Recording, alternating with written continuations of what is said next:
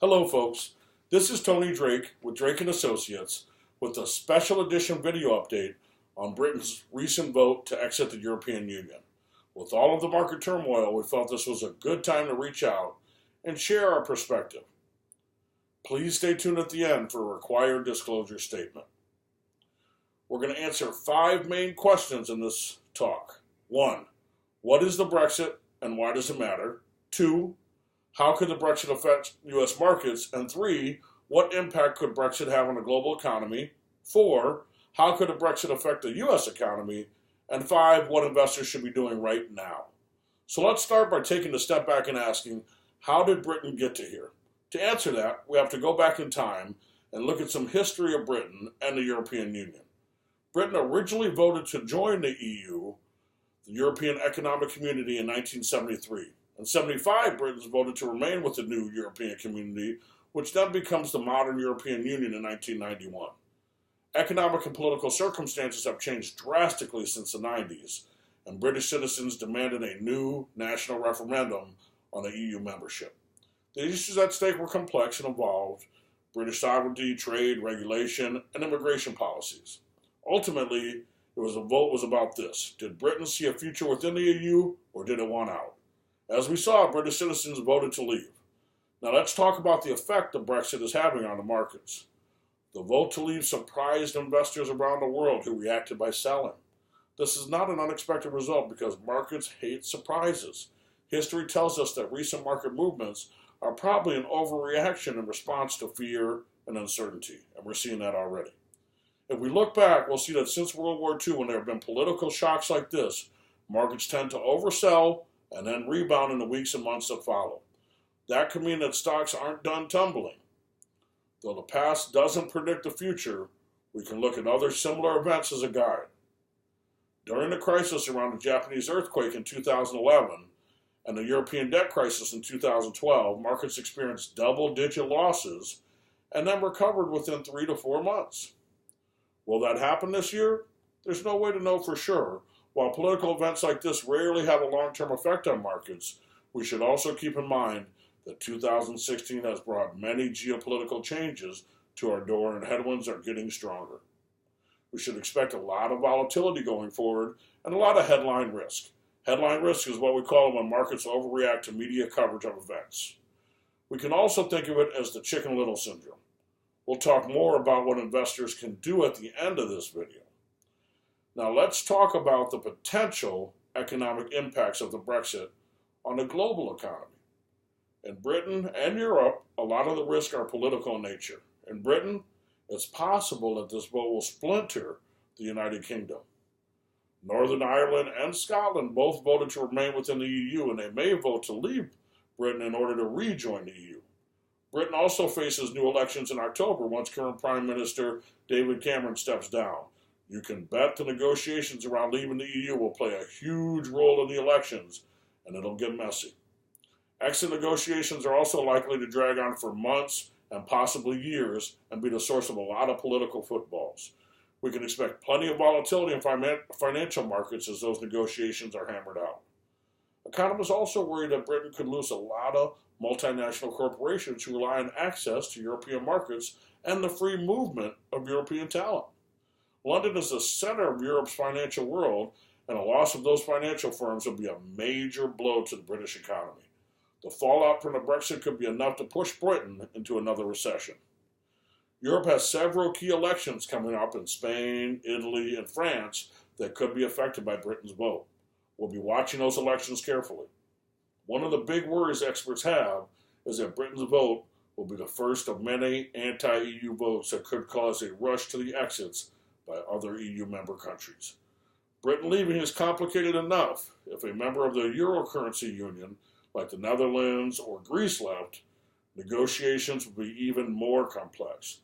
No one knows what the breakup of the EU would look like, but it wouldn't be good for global economic growth. I also want to point out that many economists are a lot more upbeat. They believe that the most apocalyptic scenarios are unlikely to play out since Britain and Europe need each other. Future negotiations are likely to be favorable to both sides. European leaders are also a lot more likely to make needed reforms to keep their citizens happy and to avoid Britain's fate. How will Brexit affect the U.S. economy? That really depends on how the divorce is negotiated. Again, there's no consensus among economists. Here's what we know. Trade with Britain accounts for just 0.31% of U.S. GDP. So British problems with trade won't necessarily affect us. We don't foresee any structural changes to the U.S. economy as a result of the Brexit.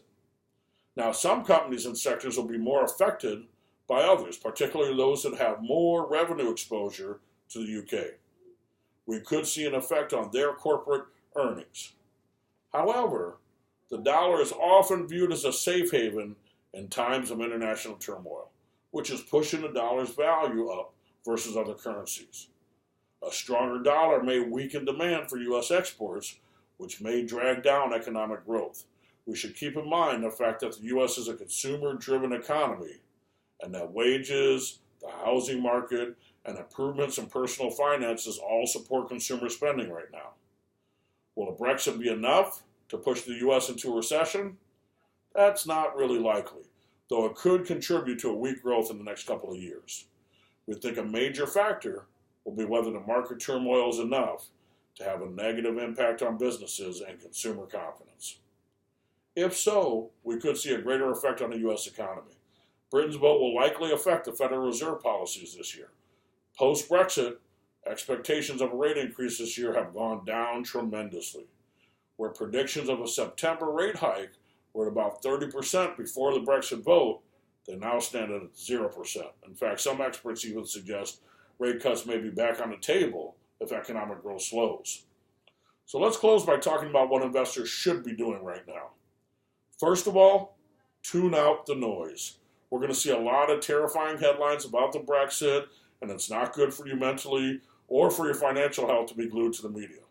Let us filter through the news for you and communicate what you need to know. It's one of the most important parts of our service to you. Second, focus on your own financial goals. Do you know who isn't exiting the EU? You aren't. America isn't. Political events don't change your goals, and it's critical to avoid emotional reactions. When markets stumble, the smart move is to sit back, take a look at fundamentals, and make prudent changes where necessary. We'll be in touch personally if we decide we need to shift your personal strategy.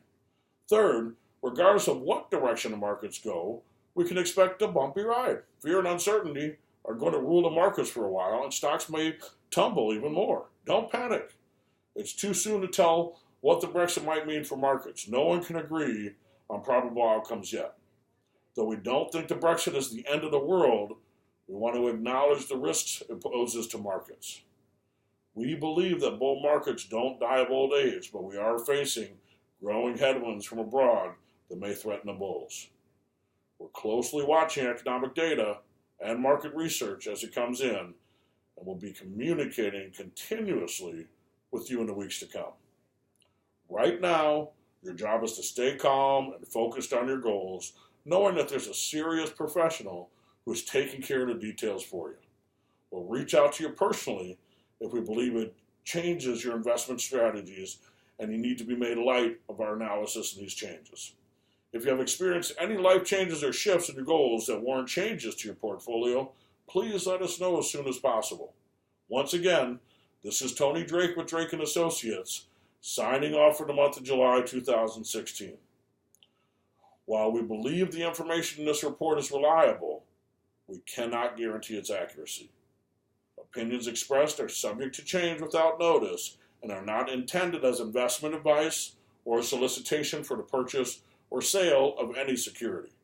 Please consult your financial professional before making any investment decisions.